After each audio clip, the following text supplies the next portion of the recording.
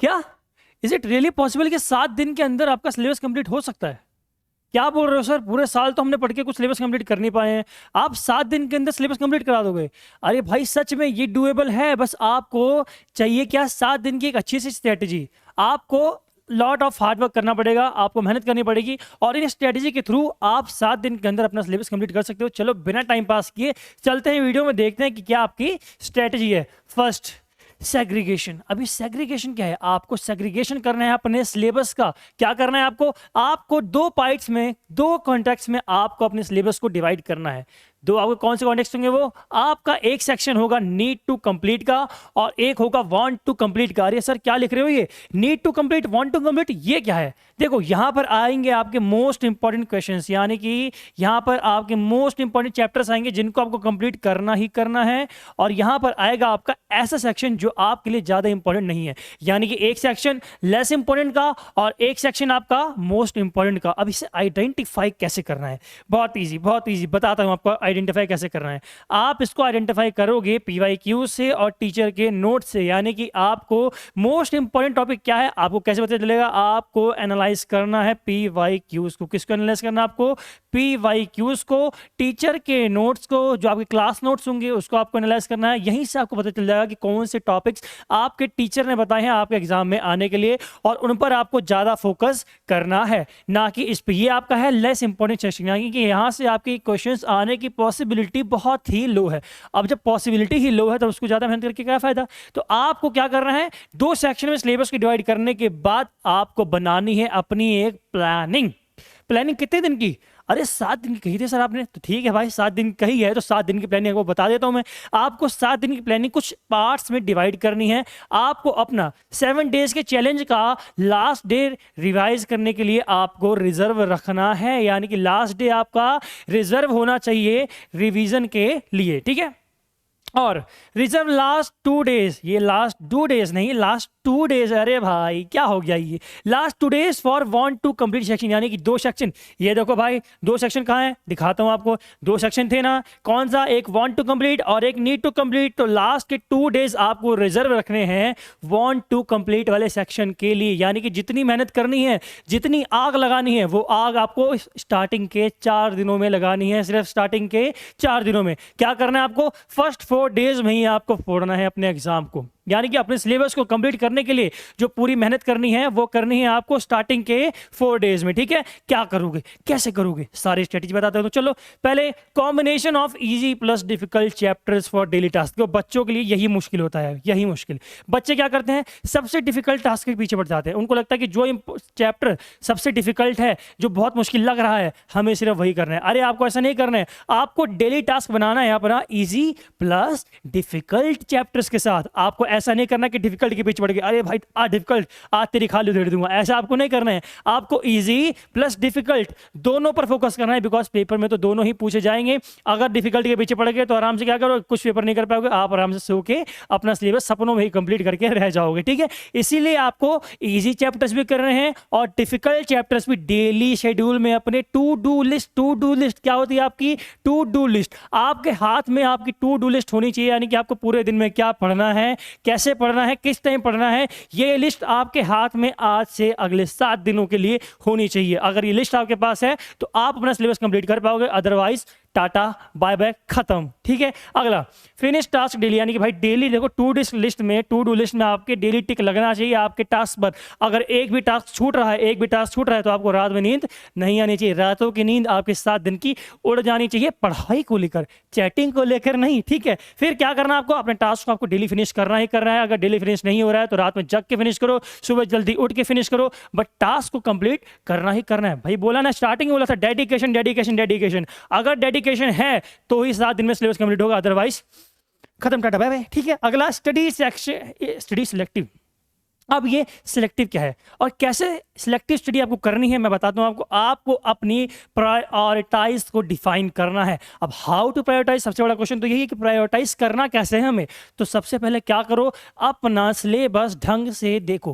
पहले सिलेबस की फोटोकॉपी या फिर सिलेबस बुक का जो इंडेक्स पेज है वो आपकी आंखों के सामने इस प्रकार होना चाहिए। इसके बाद figure out important topics and mark them in your book, यानी कि अपनी बुक में ही जो आपके इंपॉर्टेंट चैप्टर्स हैं या जो इंपॉर्टेंट टॉपिक्स हैं जो टीचर ने नोट कराए हैं, टीचर ने बताए हैं, उनको क्या करो, उनको तुरंत के तुरंत टिक टिक टिक टिक टिक टिक टिक टिक करते जाओ, ठीक है। टिक करने के बाद एनालाइज PYQs, यानी कि आपने इंपॉर्टेंट क्वेश्चंस मार्क कर लिए, इंपॉर्टेंट टॉपिक्स मार्क कर लिए, उसके बाद आपको एनालाइज करना है अपने PYQs को, यानी कि प्रीवियस ईयर क्वेश्चंस को, बिकॉज आपके लिए जो गेम चेंजर होने वाले हैं सिलेबस कंप्लीट करने के लिए, वो आपके होंगे PYQs, बिकॉज PYQs से आपको पता चलेगा कौन सा सेक्शन आपके इंपॉर्टेंट है एग्जाम के पर्सपेक्टिव से, यानी कौन से क्वेश्चंस ज्यादा आपके पूछे जा रहे हैं एग्जाम में, और उन्हीं टॉपिक्स को, उन्हीं कॉन्सेप्ट्स को आपको क्लियर करके जाना है 7 दिनों के बाद अपने एग्जाम में, ठीक है।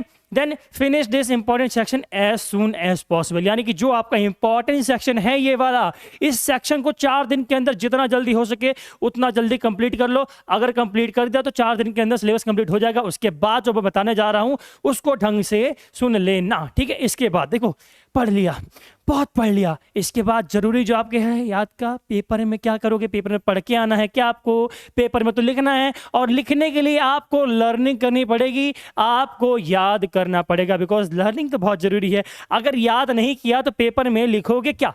अब याद भी क्या करना है, मोस्ट इंपॉर्टेंट थिंग्स आपको देखो भाई, जो आपके 7 दिन की होने वाली ना सीरीज आपकी, इन 7 दिन की सीरीज में सबसे इंपॉर्टेंट थिंग और सबसे मस्ट डूएबल थिंग आपकी क्या है, लर्निंग, बिकॉज पेपर में आपको लिखना है। अगर नहीं लिखा पेपर में तो भूल जाओ पास होना, ठीक है। पास होने के लिए आपको लिखना तो पड़ेगा और लिखने के लिए याद भी करना पड़ेगा, ठीक है। तो लर्न क्या करना है आपको, लर्न बाय फ्रेमिंग क्वेश्चंस, यानी कि है क्वेश्चन फ्रेम करके। ये क्या है, देखो जब आप अपना चैप्टर पढ़ रहे हो, चैप्टर पढ़ते टाइम अपने हाथ में एक पेंसिल या पेन कुछ भी रख लेना, ठीक है। रखने के बाद आपको वहां से फॉर्म करने हैं क्वेश्चंस, यानी कि खुद क्वेश्चन बनाने। अरे सर मैं क्वेश्चन क्यों बनाऊंगा, मैं पेपर सेटर हूं क्या। अरे भाई थोड़े दिन के लिए बन जाओ, पेपर सेटर बनोगे तभी तो पेपर सेटर के दिमाग से खेलोगे। अरे एग्जामिनर के दिमाग से खेलना है ना, तभी तो नंबर आएंगे। तो एग्जामिनर के दिमाग से खेलने के लिए क्या करो, क्वेश्चन मेकिंग फॉर्म को आज से अभी से अपनी लाइफ में अपना लो। अगर आप पढ़ने बैठ रहे हो तो ऐसा नहीं किसी से बात कर रहे हो हम भी क्वेश्चन पे क्वेश्चन करे जा रहे हो, अरे भाई छोड़ देगी वो, ठीक है। क्या करना है आपको, क्वेश्चन मेकिंग फॉर्म को आपको अप्रोच करना है।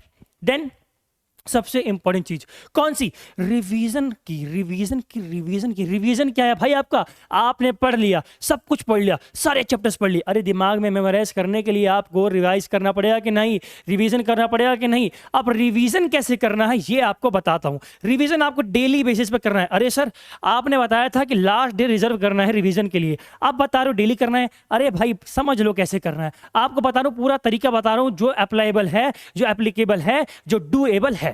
एवरीडे कैसे, एवरीडे आपको 2 सेक्शंस में डिवाइड करना है अपने रिवीजन को। भाई देखो मेहनत तो करनी पड़ेगी, पहले बोला है डेडिकेशन चाहिए भाई, तो 2 सेक्शंस में डिवाइड करो अपने रिवीजन के सेक्शन को। एक रखो आपका मॉर्निंग स्लॉट और एक रखो आपका नाइट स्लॉट। इसको लिख लो ब्रेकफास्ट का स्लॉट, क्या लिखोगे, बिफोर ब्रेकफास्ट, प्री ब्रेकफास्ट लेते हो ना, प्री डिनर लेते हो ना भाई, प्री वर्कआउट ले सकते हो तो प्री ब्रेकफास्ट नहीं ले सकते, प्री डिनर नहीं ले सकते। अब प्री डिनर और प्री ब्रेकफास्ट आपको लेना पड़ेगा, ठीक। कैसे लोगे, आपको एक सेक्शन रखना है अपना, एक सेशन रखना है रिवीजन का, सुबह सुबह ब्रेकफास्ट से पहले सारी किताबें लेके, सारे नोट्स लेके अपने बैठ जाओ और एक बार झटाझट फटाफट उसका रिवीजन कर लो। देन दूसरा आपको रिवीजन करना है नाइट में, एक दवाई सोने से पहले, एक दवाई उठने से पहले, ठीक है। एक दवाई सुबह खाना खाने से पहले और एक दवाई रात का खाने से पहले। अगर ये दवाई आपने खा ली तो पेपर में सक्सेस होने से आपको कोई भी नहीं रोक सकता, ठीक है। तो ये सेशन आपको जरूर लगाने हैं।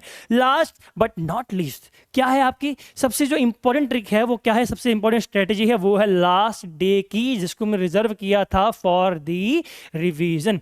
इससे पहले आपको जो लास्ट के 2 डेज है ना, लास्ट के 2 डेज आपके 7 डेज की सीरीज के, वो लास्ट के 2 डेज आपको फुल्ली अप्रोच करना है जो पोर्शन आपके लिए ज्यादा इंपॉर्टेंट नहीं है। अगर इंपॉर्टेंट नहीं है तो 1-2 घंटे डेली के दे सकते हो उस पर, ठीक है, और उसको भूल जाओ। 2 पैग मारो, नहीं 2 पैग नहीं, 2 दिन का रिवीजन करो और उसको भूल जाओ कुछ दिनों के बाद, ठीक है।